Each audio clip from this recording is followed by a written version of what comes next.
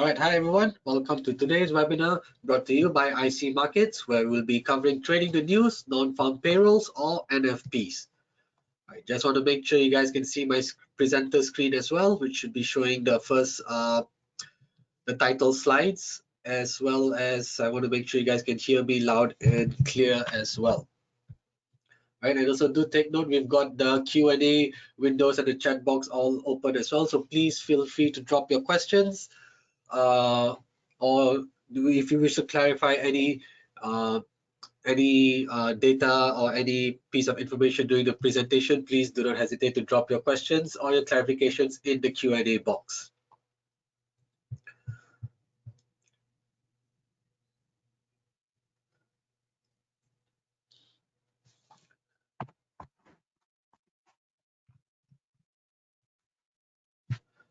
Okay, right. Computer. All right. Okay. Okay, all good. Okay, I think we are pretty much good to go. Oops. Hang on. Where does this keep? Audio, right. Herein. Okay, right. Okay, sure. All right. I think we've got everyone tuned in. So let's not wait any further. Let's just get things going. All right. Just want to make sure if you could guys can just let me know if you can see my screen as well as hear me loud and clear. And okay, we're good to go. So okay, as usual, we'll start off with the disclaimer. Right. Please note that this is marketing communication. It does not contain and should not be construed as containing investment advice or investment recommendation or an offer of or solicitation for the transactions in financial instruments. Right, the analysis contained herein does not constitute a personal recommendation. It does not consider your personal investment objectives, investment strategies, financial needs, situation, or needs. Also, do take note of the risk warning that comes with trading Forex and CFDs. They carry a high level of risk to your capital, and you should only trade with money you can afford to lose. Trading Forex and CFDs may not be suitable for all investors, so please ensure that you fully understand the risks involved and seek independent advice if necessary.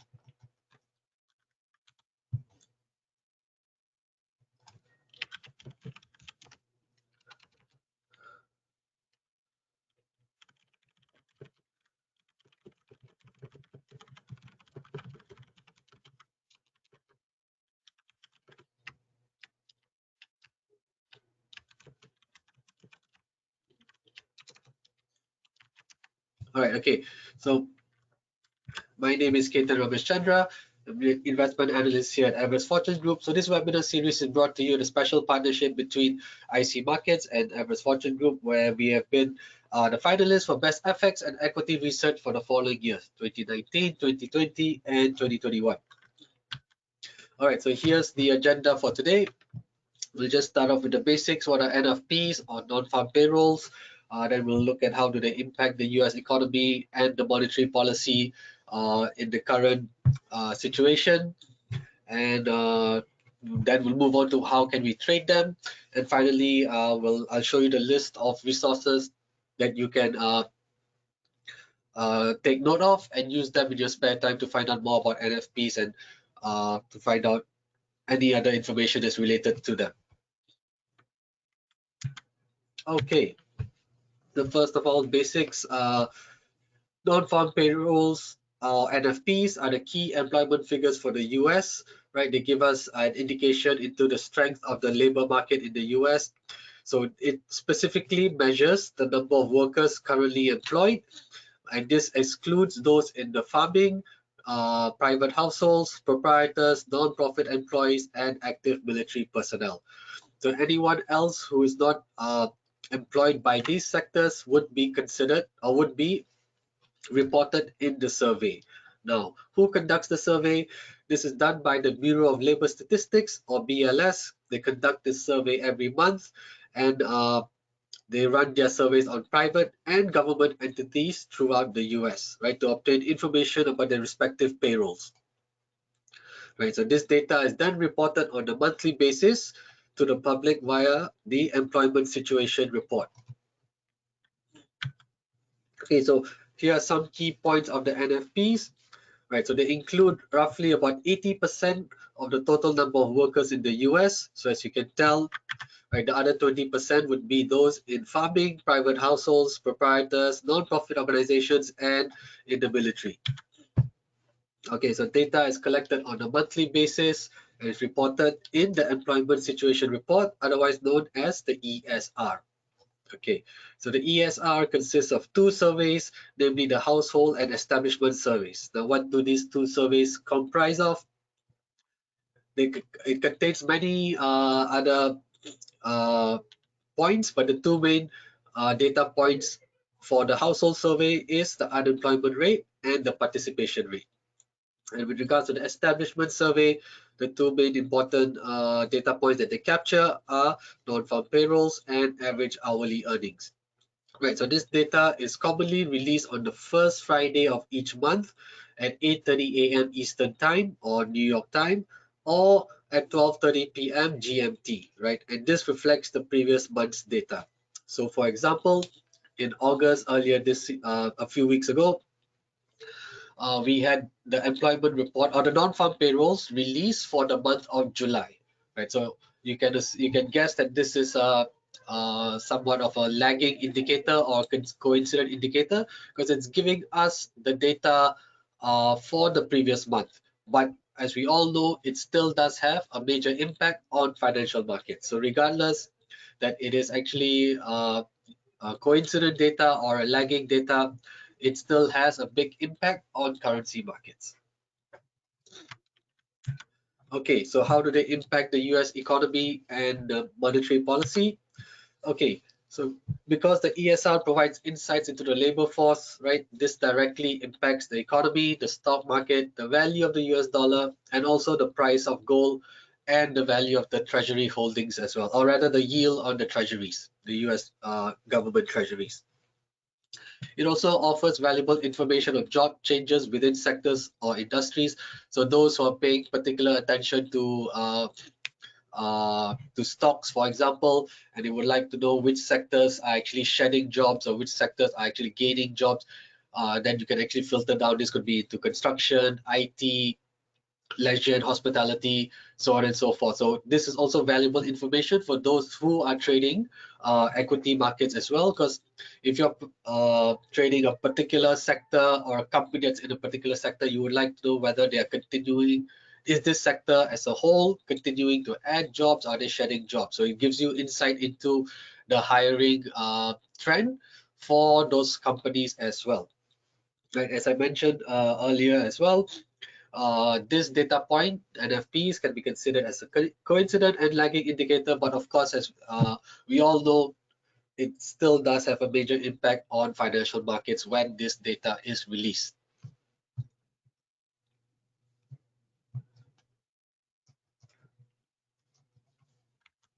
All right, okay. Just to give some context into the current situation that we are in, right? So we all know the Federal Reserve has raised interest rates very aggressively to combat inflation. And despite rates being at 5.5%, the labor markets have shown strong resilience, right? And this is a double-edged sword, right? In a way, it's good to see employment numbers being high. So that means, everyone's employed, everyone's got a job, you can put food on the table. But that also gives the Federal Reserve impetus to continue raising rates, albeit at a slower rate, or a much slower rate, right? So we saw inflation data pick up for the month of July. So going into September's meeting, it's quite likely that the Fed may raise rates again, right? And even if they don't raise rates, because employment figures are still strong, this also gives the Fed additional resolve to hold rates for higher, right? So they're going to they may not raise rates, but they will continue to at least keep them elevated in order to bring down inflation to that 2% target, right? So this is some background context to understand how NFPs tie in with inflation, tie in with monetary policy, and we all know monetary policy is what will drive the value of the US dollar, what will drive the yields on the US government treasuries, and it has the knock-on effects onto all the other major currency pairs as well as the price of gold. Okay, This chart is from the Bureau of Labor Statistics. So this is showing us the history of the non-farm payrolls. This is the total number of people that are employed in the US. So basically this is in thousands, so 160,000. Thousands basically means 160 million. So as of July this year, there's about 156 million people employed in the US. All right. So we can see how those numbers drastically fell on the onset of COVID as the economy shut down, but we can see how they rebounded relatively strongly and then continued to gain or add jobs every month to surpass the pre-COVID high and then to go above 155 million. All right, so this is giving us a snapshot of the total number of people employed in the US on a monthly basis. And of course, as I mentioned, we can break down into the various sectors as well. So you got mining and logging, construction, manufacturing, information, financial activities, and so on and so forth. So if you're trading, this is just something of a side note. So if you're trading equity markets and you're looking at various sectors, this is how you can look at the employment trends in those sectors as well. All right, and here we are.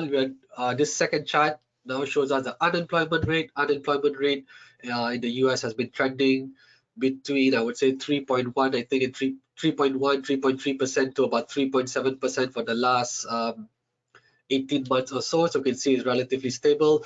So because jobs are continuing to be added on a monthly basis quite regularly or quite steadily, and we also see unemployment rate being kept low, we can expect interest rates to at least remain elevated, even though inflation has retreated quite sharply so far.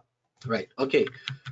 And of course, this is just the Fed funds rate, right? It's about 5.5% now. As you can see, this has been the sharpest rise in interest rate hikes probably since the 1970s. So the last time the US had faced inflationary environment was back in the 1970s, and that was one of the periods where we would have seen interest rates being hiked as rapid as this.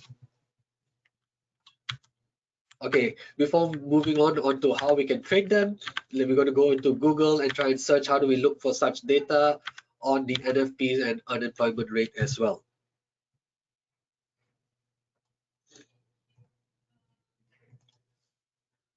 Okay, so if you go to Google, right, if you go to Google and you just type BLS, non farm payrolls, right, you should see a result that shows you employment situation summary, and it'll give you the latest results. So because as I mentioned, 4th August, we had the data for July's numbers being released, so we will see M07, so month 7. And of course, as we mentioned earlier, NFPs are released on the first Friday of every month. So the next reading will be released on 1st September, I believe, which is the Friday, of course. So that will be 1st September. So when you Google BLS NFPs after this date and time, you will see 2023 M08 results. So now if you click on this, it will take you to the employment situation summary or the report or the summary of the report. You can see the date and time is when it's released, 8:30 a.m. Eastern time or New York time. Otherwise, this is 12:30 p.m. GMT time. Right, of course, you'll see a big wall of text. Naturally, it's easier for us to digest information when it's in charts form or like a press release. So if you click on news release, it'll give you the summary of the unemployment rate as well as non-farm payroll change. Okay, so here we're looking at non-farm payroll change rather than the total number of citizens or total number of people employed in the US. So this is talking about the monthly change. So if we go to Forex Factory later, it will show us every month Forex Factory will give us the estimate or the forecast of the number of jobs that are to be added every month. And usually, if the actual reading comes in higher than the forecast, this usually signals or acts as a bullish catalyst for the dollar index. If the data comes in lower than the forecast, this usually acts as a bearish catalyst for the dollar index, right? So just take note that NFPs can be presented in two ways, right? On a monthly basis, they can be presented as the total number of people employed for that particular month, and it can also be presented as the total number of jobs that were added for that particular month, right? And the one that we generally want to focus on is the over month change, or the number of jobs that are added every month, because this actual number is the one that's compared with the estimate that we see on Forex Factory, for example. And then if the actual reading comes in higher than the forecast, this means that more jobs were added than expected. So this points to a very robust and resilient labor market. So this is very bullish for the US dollar. And conversely, if the number of jobs that are added come in lower than the forecast, it means that probably we are starting to see the job growth slow down. So this is a negative for the US dollar, right? And we can also see the unemployment rate here, right? Since March of 2022, so almost 18 months, it's been trending between about 3.3% and about 3.7%. All right, okay, good. Hi, Jabilu, good to see you as well. All right, yeah, everyone, do not hesitate to drop any questions in the Q&A box, and I'll be happy to go through them, right? If you have any questions regarding on how to get to the survey or how to interpret the data and what does it actually mean. All right, okay, so it gives you all the breakdown as well, so you can look through this report at your own time. So it also tells you the various sectors like construction, leisure, hospitality, so on and so forth. And then if you just scroll down a bit further, you'll be able to see the monthly changes and the breakdown. As I mentioned, participation rate is covered here. So in general, the participation rate in the US is about 62% on average, about between 60 to 62% on average. So anything below that or below 50% would signal weakness in the labor market, right? Okay. Then okay, you also have the breakdown according to gender and age groups as well, and of course the sectors, right? Month on month over changes on the sectors as well. Okay, so this is just something for you to go through at your own pace if you wish to do so, right? Then also, as we mentioned, right, if you click on news release charts, it will take you to the charts which I had shown you guys earlier on my presentation slides. So as you can see, you can zoom in as well. So it gives you the last 20 years history, and you can also zoom in into any particular time frame that you want to time period that you look at, and you're also able to download the charts as well. I don't think you can download the data sets, right, like a CSV file or the Excel file, but you're just able to download the image here. There are other sites, if you wish, I can show you where you can download the data itself. Okay, so this is civilian unemployment rate. So as we can see, it's between 3.4, right, 3.4 to as high as about 3.7%. So it's been ranging.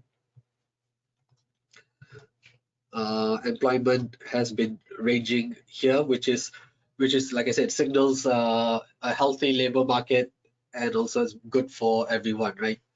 Okay. Okay, we set the zoom.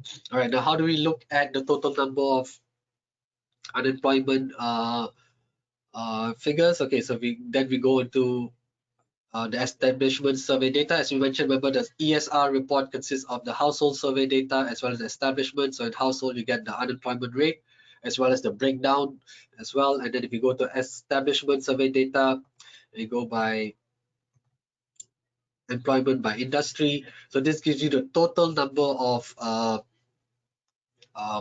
workers employed in the US. And you can click all the various sectors as well. Okay, and then the other one you can look at is employment industry monthly changes. So this tells you by the sector as well. Okay, I thought, okay, wait, let me see. Anything else?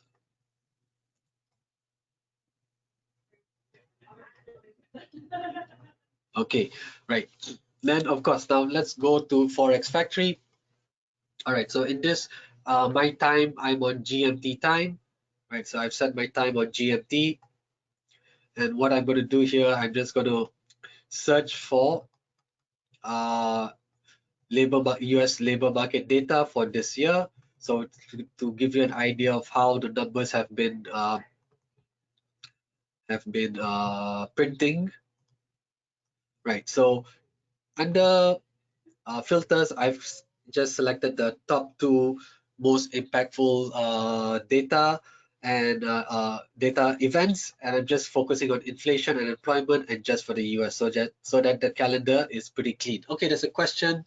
All right, from Benaya. Hi, I arrived late. How do we interpret data release and when is it? Right, right. Okay, yeah. No worries. We're just getting to that point now, right? So in this calendar here, Forex Factory, I'll be explaining to you uh, how we can interpret the data and what is the expected impact on the value of the dollar index. Okay, so this is in January. So as we mentioned, the data and non-farm payrolls are released on the first Friday of every month. So let's rewind the clock and pretend we are on January the 6th. So at 12:30 p.m. GMT or 8:30 a.m. Eastern Time, this data point will be released, and what we are getting on January 6th will be the non-farm payrolls for the month of December 2022. Okay, so this is what we're looking for, non-farm employment change, right? So it's basically NFPs, but they're looking at the employment change portion of the data rather than the total number of NFPs. Okay, so we're looking at employment change, and we also have the unemployment rate, and the other one that is average hourly earnings. Okay, average hourly earnings is also quite important because if we see the earnings for the US workers, average earnings continuing to grow, this means that their spending power remains pretty good. So that also feeds into the inflation aspect, right? So if as a employed worker, you see your salary going up, or rather keeping pace with inflation, you're more likely to continue spending at least for your basic necessities and any other discretionary expenses as well. So this actually feeds back into the whole inflation loop, and then that would also result in the Fed continuing to keep rates higher, right? So it all ties in together, right? Unemployment rate stays low, non-farm employment change continues to add jobs steadily, average earnings go up. So the Fed is worried that because of the strong and resilient labor market, there's no justification for them to start cutting rates despite inflation actually falling quite sharply so far, at least the headline CPI, because the worry is inflation can always pick up quickly because the labor market is very strong. Average hourly earnings also have been rising in the earlier part of the year.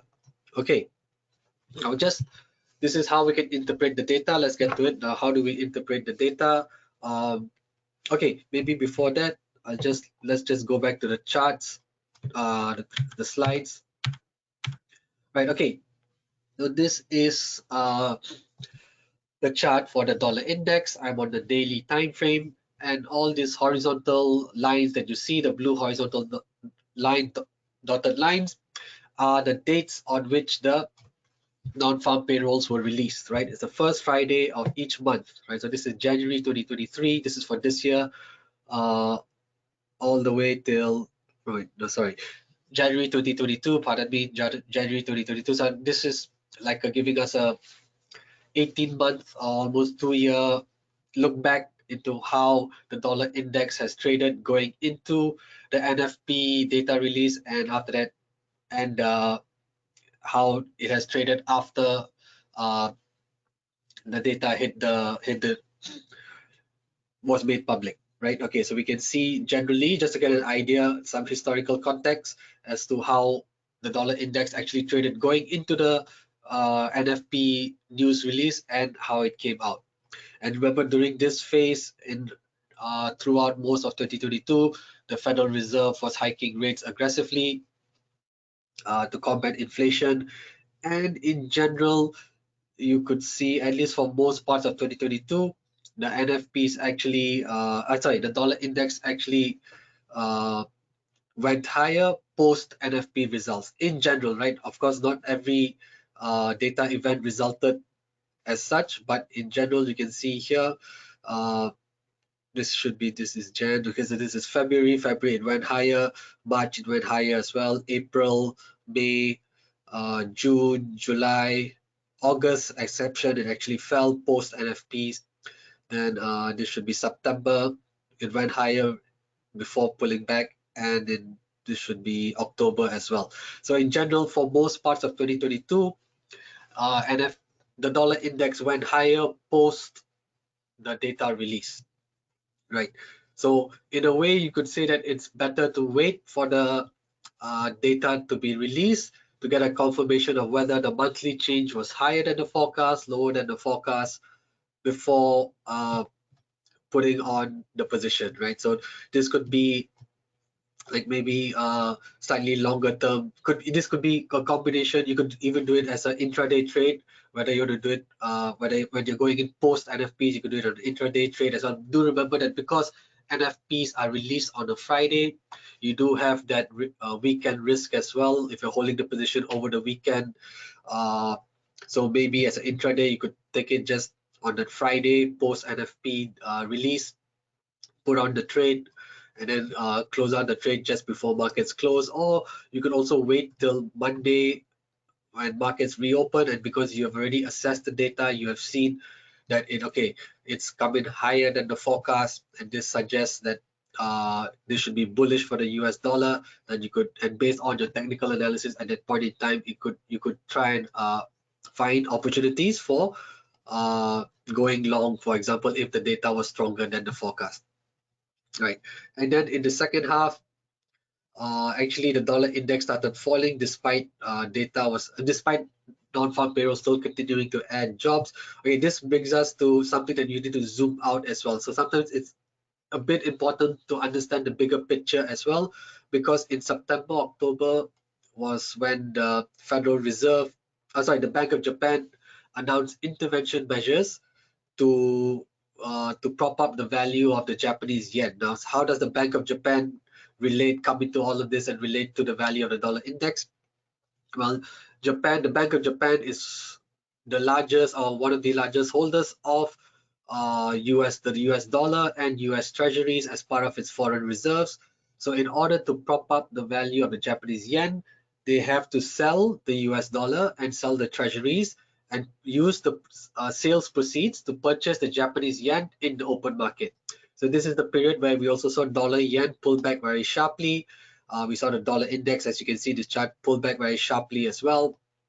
And conversely, we saw the euro rising. We saw the sterling pound rising as well. So it's important to understand such important intervention measures by central banks, because despite NFP numbers probably coming in higher than their respective forecasts during this period, this positive data points were actually overridden by the fact that Bank of Japan had intervened in the foreign markets, in the foreign exchange markets, to prop up the yen by selling the US dollar. So you can see how central bank actions can have a very profound impact on currencies, even though that particular data point may suggest that this is a bullish catalyst for the US dollar. So this is a period where intervention measures were taking place, or rather were being conducted by the Bank of Japan. And you can see the dollar index sort of bottom here at about 99, I believe just under 100 in early Jan, Feb. So this is where I assume that the Bank of Japan had stopped intervening in the open currency market, and then you can see the US economic data points such as NFPs, inflation figures come to the forefront and actually drive or provide the correct fundamental catalyst for the direction of the dollar index.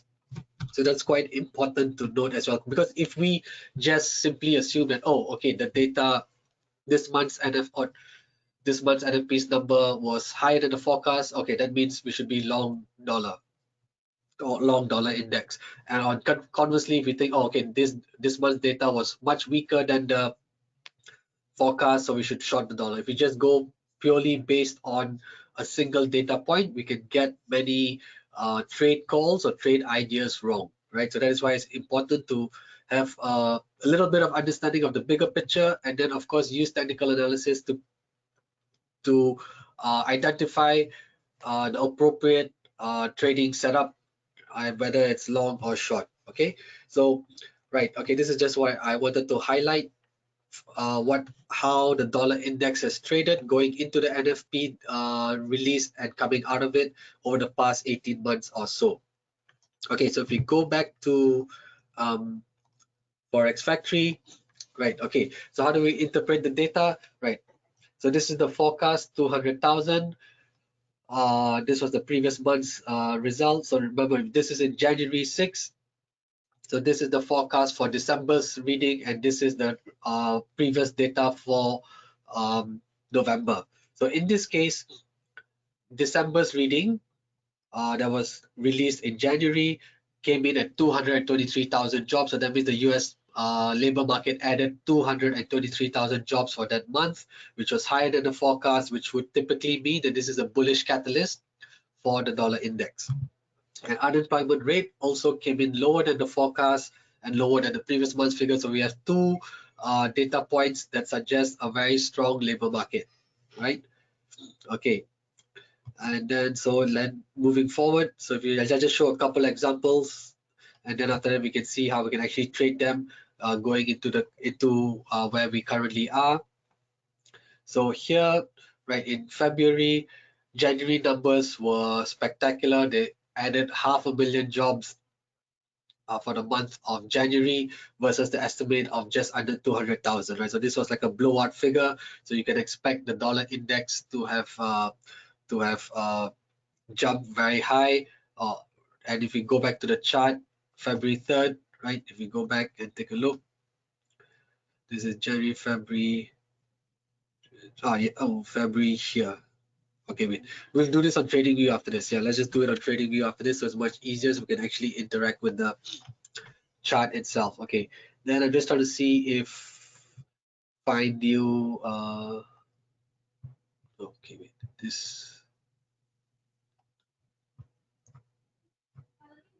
Okay, March. Okay, so it's only giving me 3 months. Okay. Wait, hang on. Just let me just fast forward a little bit.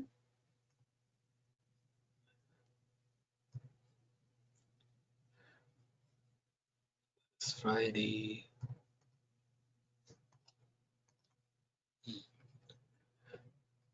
Right. Okay. So far, if we look in April as well, the forecast, the data was higher than the forecast. Actual data was higher than the forecast. Or maybe I should just get rid of inflation as well. Maybe that's why it's not okay. This is also so far the NFPs have pretty much come in higher than the forecast this year, right? So you can see the trend that the actual figures have actually been coming in higher than the respective forecast. So this would generally function as a bullish catalyst for the US dollar. And let's see, let's just come back up to where we currently are.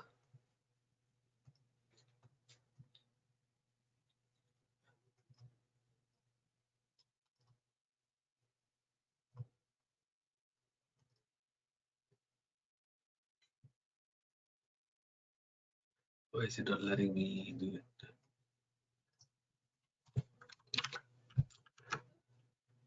Okay, for some reason, okay, doesn't, okay, let's just do this and see where, was there any miss in recent Okay, right. Okay, this is what I'm looking for. So July 7th, we saw non-farm payrolls at 210 jobs versus the estimate of 224. So now this was lower than the forecast. So we should be expecting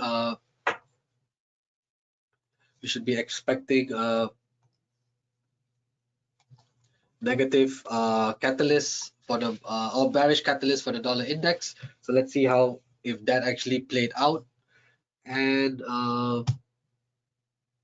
for the next month, this is July, and for August, I think August we had. I think for August we did have. Yes, we had two businesses. Okay, so the last 2 months in July and August, which meant we got the data for June and July. So June and July's data actually registered uh, lower numbers than the estimates. Okay, so let's go into Forex Factory trading view. Right. Okay, so here I am. Okay, I don't need this. Okay, so here I am on the daily time frame. Right. Sorry, just let me adjust the chart. Okay, so as we can see,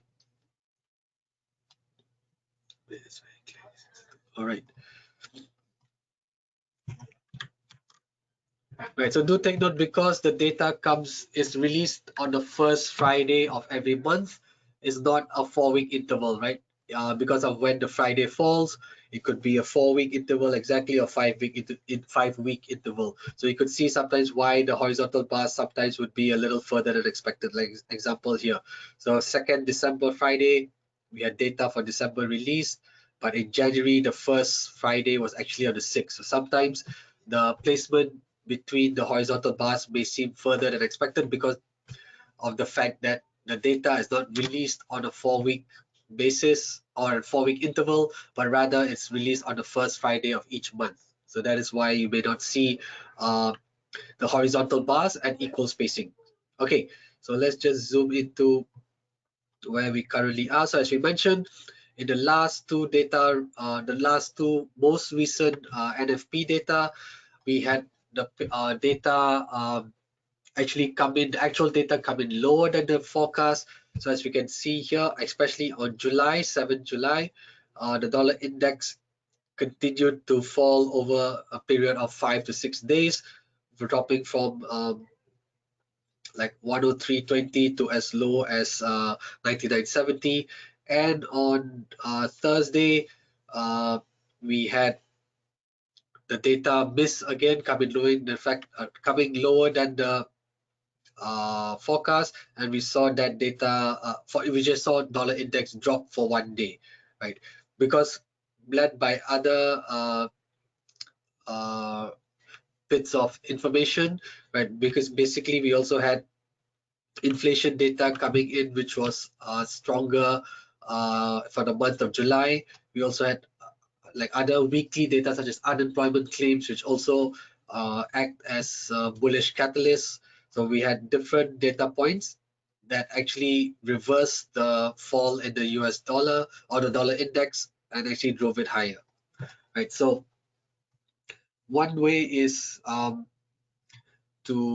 this is on the daily chart. So let's just zoom in onto the 4-hour chart where we can try and identify potential trading setups, right? Okay, so we can see okay, let's just focus on 2023. So if we see on most parts of 2023, when we look back at Forex Factory, we can see most of the time, actually for all the NFP results for 2023, all of them beat or came in higher than the forecast except for the last two readings, right? So for July, for the month of data that was released on July and in August, these were the only two data points that came in lower than their forecast. All right, okay, and then all these other data points, the actual data came in higher than the forecast, which should act as a bullish catalyst for the dollar index. So in general, you can see, except for January, because this was when you could argue that the intervention measures by the Bank of Japan was still in play, which is why even though you saw a stronger than expected NFP data. The dollar index did actually go higher on that day first, but it could reverse the gains and continue to drop lower all the way for another 4 weeks.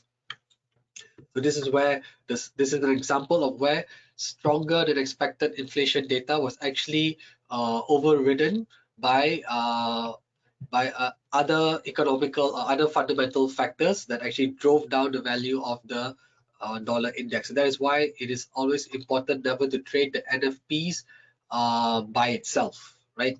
Yes, maybe on a shorter term intraday trade, you could probably benefit from that. But if you were perhaps a swing trader or someone who holds a trade for a longer duration of time, then there's a higher risk where just trading the NFPs uh, solely on that data point could be could result in a negative outcome for you. Okay, so now that we've established that the NFP data have mostly been better than the forecast, except for the last 2 months. How can we trade come up with the trading ideas? Okay, so this was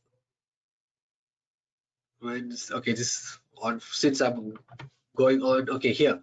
So this was when the data is released. Okay, let me just zoom in onto perhaps the 30-minute time frame so that's more clearer. Okay, so 4th August, right? The latest one was 4th August.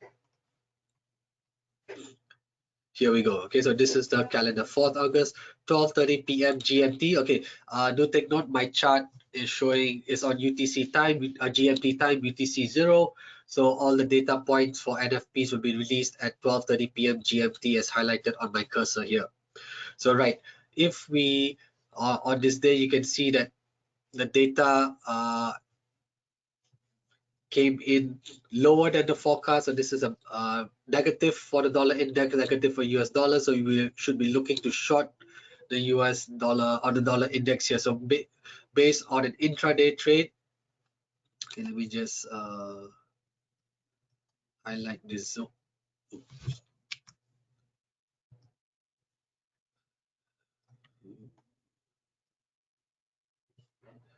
Okay, just let me highlight this. All right. Okay, so even if you're trying to do an intraday trade, 4th August, where am I? Right, okay, here we are. So this is 4th August, and now I'm on the 15-minute time frame. Okay, so here, this candle, 12:30 p.m. And also do take note, because NFPs can be a high volatility event, it's very likely you can see price swing in either direction, right? So once the data hits the news, it hits the news wires, you can see the dollar index and all the other currency majors swing in either direction pretty wildly, right? So even if you do happen to go in before the NFP event, do take note your stop loss would have to be relatively wide enough to be able to handle this volatility, or to be able to handle the sharp spikes in price in either direction.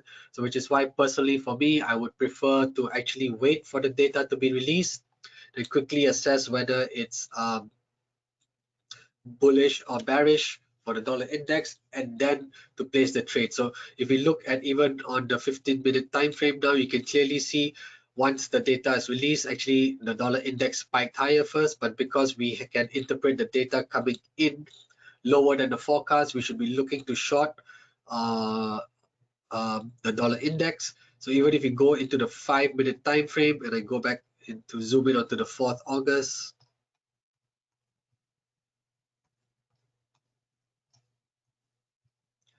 right?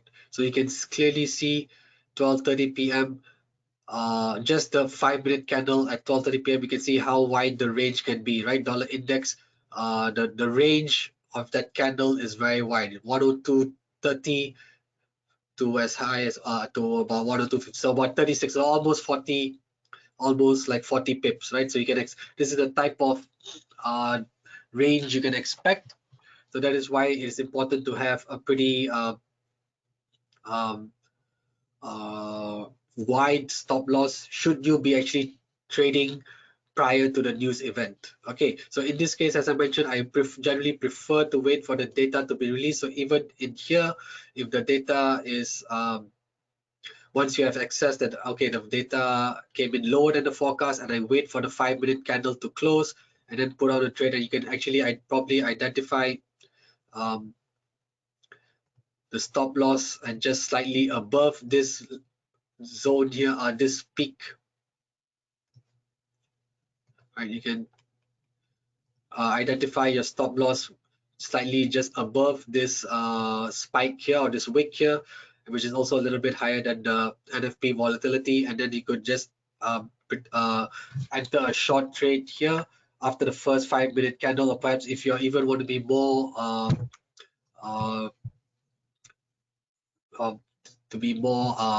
quick to the trade, you can use the 1-minute candles as well and zoom in onto that, and then try and focus on that particular time frame, right? So in this case, you can once you have assessed the data, you can see how the 5-minute candle has closed, and you can quickly try and assess that, okay, now I'm going to put in a short position, open a short position. I can identify my stop loss to be just slightly above. You can either take it as above the wick that occurred at 12:30 p.m. exactly, or you could take it above the day's high, I suppose.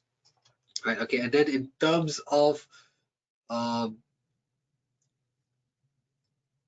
this take profit level, so in this case, this is a short position level. How would we have potentially identified the stop loss here? Like, okay, so normally we do our analysis on the 4-hour time frame. So let's see if there were any major support levels that would have identified on the 4-hour time frame.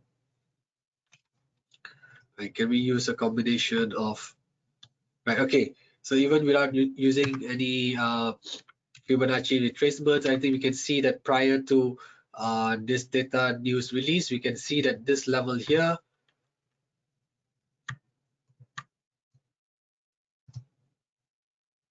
if I zoom in, zoom out, this level here is actually a pretty key overlap support.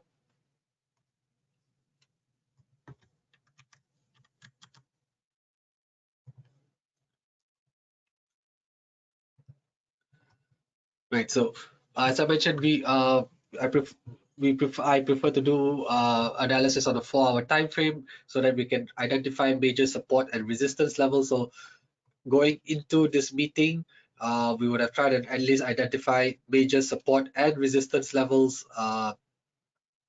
for the dollar index. So for example, here would probably be, we can see price finding support here, which then acts as a resistance after it breaks through. So we can probably identify this as a major resistance point. So you could also identify your stop loss level above this major resistance point, and then enter the short trade positions after knowing the fact that the data actually came in lower than the forecast, and the take profit level can be identified around this zone, which is at about 102. So you can see price making a significant swing here back on the 22nd of June, and again again on 1st August as well. So if we had if we had come to the conclusion that, okay, the data is lower than the forecast, I want to open a short position post NFP. I will put my stop loss just slightly above this major resistance, and I'll identify my take profit to be around this major support level, right? So this is how we can use the major overlaps to identify the stop loss levels and take profit levels once we have assessed that the data is actually negative for the dollar index, right? Okay, now let's just go to the other example, which is here, right? 7th of July. Let's just highlight this as well. Okay, then zoom in into the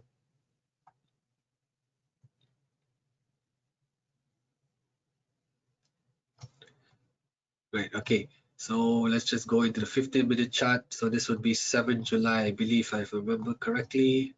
Yep. Okay. No, this is still August.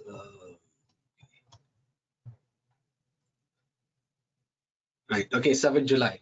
Okay, here we are, 7 July, and I'm on a 15-minute time frame. So this data was released at 12:30 p.m. GMT. Right. Okay, so here we are. Okay, 12:30 p.m. GMT, 7 July was also the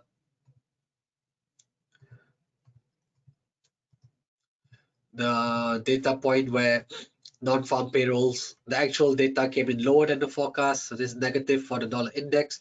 So once we have assessed that this data is acting as a negative as a, acting as a negative catalyst for the dollar index, we should be looking to short the dollar index. But you can see just on a 15-minute time frame as well, you can see how wide the range can be. It is a truly volatile event. And of course, if I'm just showing you this example on the dollar index, but is that you can apply the same concept to the euro as well, because naturally if the dollar index is falling, the euro will be rising and the pound will be rising as well, right? So I'm just going to show you the example on the dollar index, and naturally you can apply the same concept to the other major currency pairs as well. All right. Okay, right. Thanks, Zabar. Okay, right. So just focusing. Okay, coming back to 7 July. So as we can see, the actual data was lower than the forecast, so we should be expecting dollar index to be falling. So you once. Okay, let's just zoom in onto the 5-minute time frame.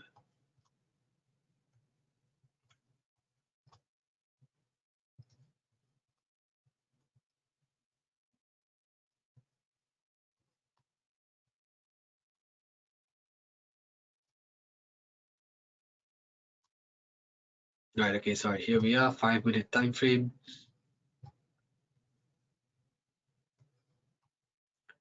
Okay. 7 July, 12:30 p.m. GMT.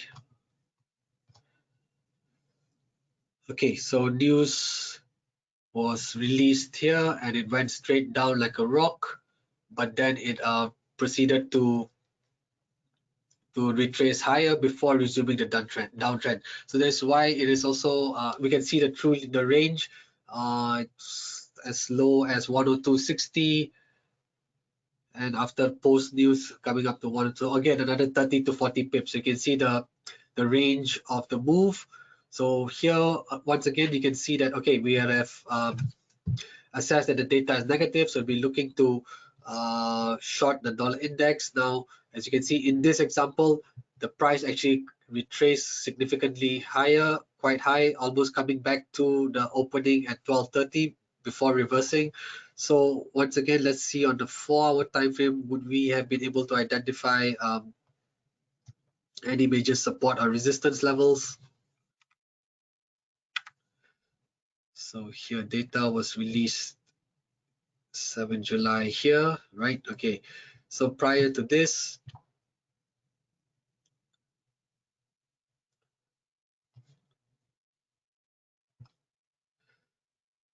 data here, so the day's high was actually pretty high.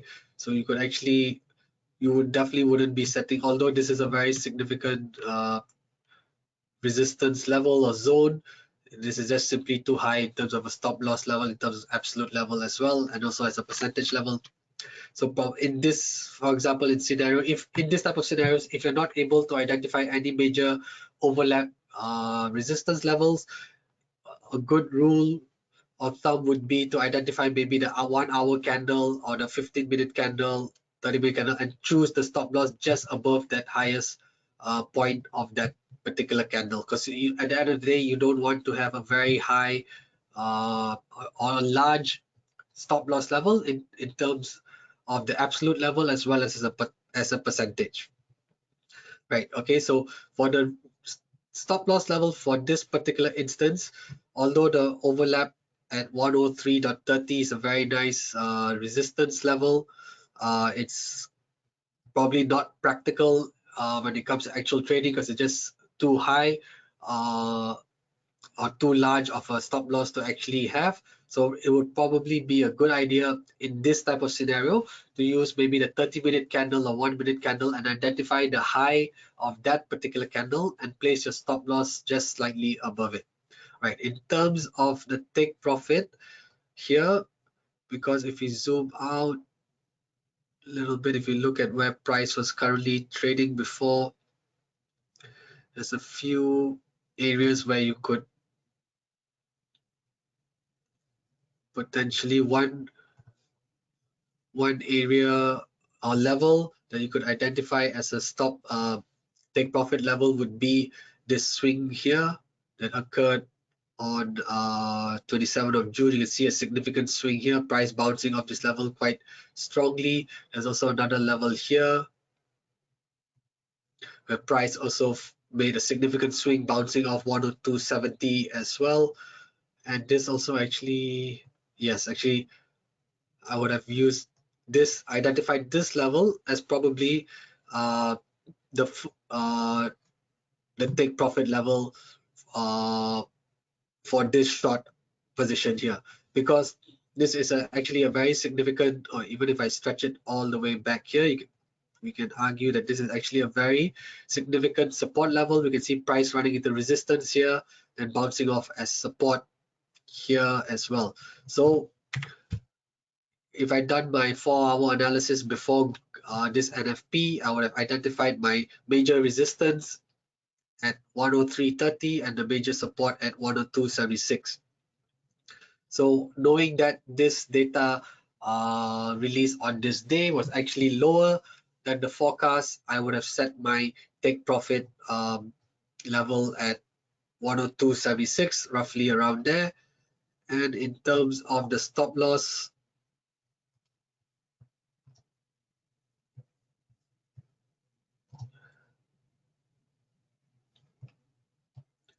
where is it? 7 July. Yes, okay. And in terms of the stop loss, you can see on the 1-hour candle,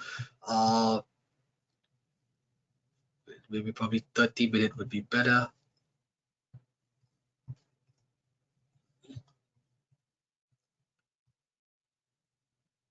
Right, okay, here we go.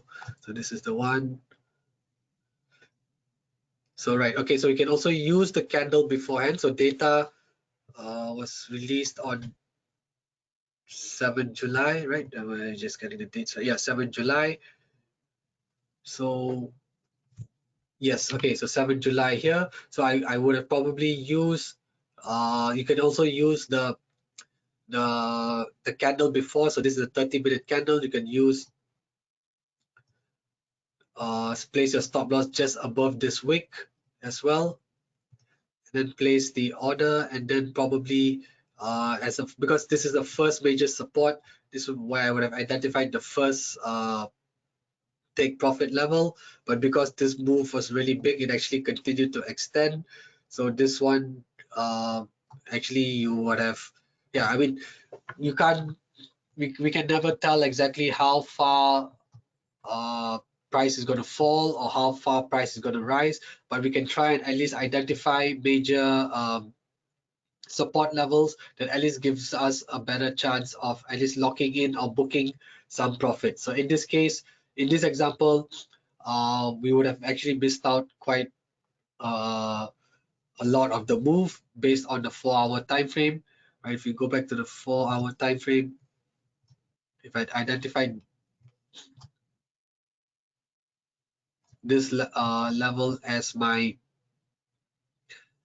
take profit level, yeah, we can see that how actually dollar index actually dropped, continued to drop all the way down to about 99.50. So these are just two examples that I've used in today's presentation where the analysis, where the actual data came in lower than the forecast. So similarly, you can apply the same concept to the scenario where the actual data prints higher than the forecast.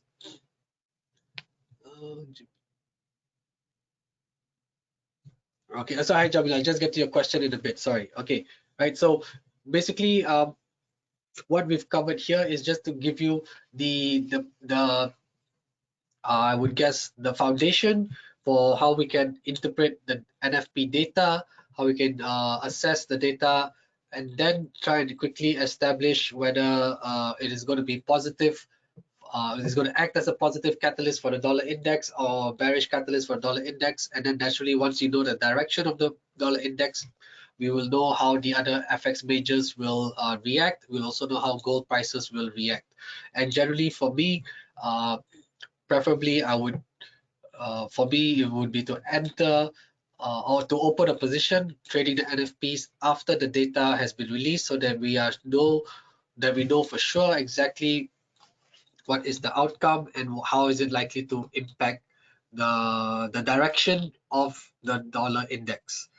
I think that's more important, because as we've seen, the volatility, and I'm sure you guys have experienced it as well, the volatility during the NFP release is pretty high, and unless you have a very wide stop loss, most likely the setup could be prone to the wild swings, which will get us unnecessarily stopped out, which is just a waste of money and time, right? So for me personally, it would be best to put on the trade idea post NFP data release, and then identify major support and resistance levels. This could be in terms of overlap supports, it could be in terms of Fibonacci retracements, or any other technical indicators that you may use, right? Just because I've not touched much on like MACD or stochastics or anything like that, or RSI even, you could use the indicators that you are familiar with and use that to identify the major support and resistance areas, to identify your stop loss levels as well as your take profit levels. All right, just coming back to the slides. All right, this is just some of the resources here. Maybe what I can do, I can probably put this in the chat as well, so you guys can probably copy this. Maybe this is easier for you to guys just to copy it off the chat. I think maybe that's probably better.